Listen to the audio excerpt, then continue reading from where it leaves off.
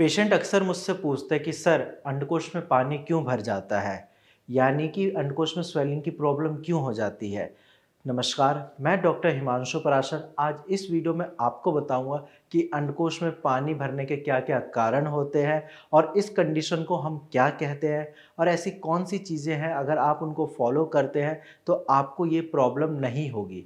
तो चलिए वीडियो को स्टार्ट करते हैं और आप एंड तक इस वीडियो को देखिए। आप भी समझ जाओगे कि अंडकोश में पानी क्यों भरता है और अगर आपके पानी भरा हुआ है तो आप कुछ चीज़ों को फॉलो करके इसको कम कर सकते हो। नहीं तो अगर नहीं भी भरा हुआ तो भी ये वीडियो आपके काम आएगी। फ्यूचर में पानी ना भरे इसके लिए आप सतर्क हो जाएंगे।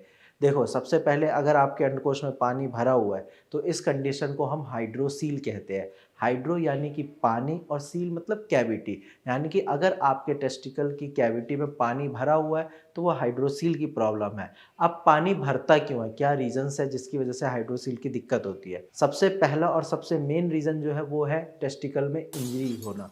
यानी कि अगर आप क्रिकेट खेल रहे हैं या कोई भी ऐसी एक्टिविटी कर रहे हैं जिसकी वजह से आपके अंडकोश में चोट लग जाती है, या फिर बाइक चलाते हैं एकदम से ब्रेक मारते हैं और आपके टेस्टिकल पे प्रेशर लगता है, झटका लगता है, तो उस वजह से भी आपके टेस्टिकल में पानी भर जाता है। एंड सेकंड रीज़न है इन्फेक्शन, यानी कि अगर आपके टेस्टिकल के आसपास इन्फेक्शन है, आप अपने प्राइवेट पार्ट की साफ़ सफाई नहीं रखते हैं, तो भी चांसेस है वहाँ पे आपके पानी भर सकता है और पानी भरने की वजह से वहाँ पे स्वेलिंग आ जाती है, पेशेंट को चलने में डिस्कम्फर्ट जैसा लगता है। तो अगर ये सारे सिम्टम्स आपकी बॉडी में आ रहे हैं, आपको लग रहा है कि एक साइड का टेस्टिकल मोटा हो गया है या उसका साइज़ बड़ा हो गया है, तो ये हाइड्रोसील की वजह से हो सकता है। इस कंडीशन को बिल्कुल इग्नोर नहीं करना है, क्योंकि अगर आप इसको स्टार्टिंग में इग्नोर कर देते हो तो इन फ्यूचर आपको इनफर्टिलिटी की प्रॉब्लम होती है, यानी कि आप नपुंसक बन जाते हैं, आप फादर नहीं बन सकते क्योंकि आपका स्पर्म काउंट कम हो सकता है इस प्रॉब्लम की वजह से। सेकंड कॉम्प्लिकेशन जो है वो है इरेक्शन की दिक्कत, यानी कि इरेक्टाइल डिसफंक्शन। अक्सर पेशेंट बोलते हैं कि सर मुझे हाइड्रोसील के बाद अपने लिंग में तनाव सही से नहीं महसूस हो रहा है, मेरा सेक्स करने का मन नहीं कर रहा।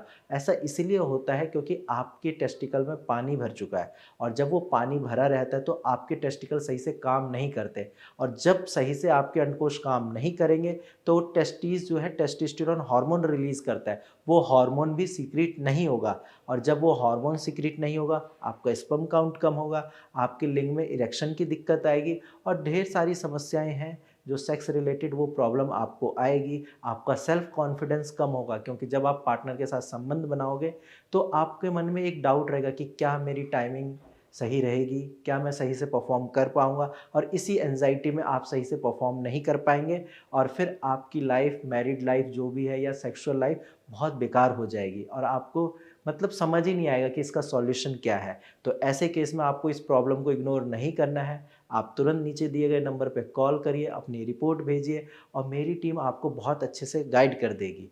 इसके अलावा अब हम बात करते हैं कि चलो आपको पता चल गया कि हाइड्रोसील की दिक्कत है, इसको ठीक कैसे करना है। तो बीमारी ठीक तो आपकी दवाइयों से ही होगी, लेकिन इसके अलावा कुछ मैनेजमेंट पार्ट है जो आप कर सकते हैं। अगर आपके टेस्टिकल का साइज़ बढ़ा हुआ है तो आप सपोर्टर पहनिए। सपोर्टर आपको रेगुलर पहनना है, सिर्फ रात को उतार सकते हैं। इससे जो आपको डिस्कम्फर्ट की प्रॉब्लम है वो कम होगी।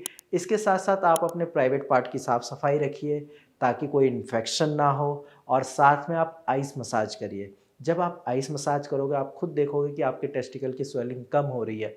जब आप इन सारी चीज़ों को एक साथ करोगे, रेगुलर करोगे, तो आपके जो टेस्टिकल में स्वेलिंग है, जो डिस्कम्फर्ट है या जो हाइड्रोसील की प्रॉब्लम है वो धीरे धीरे कम होती जाएगी।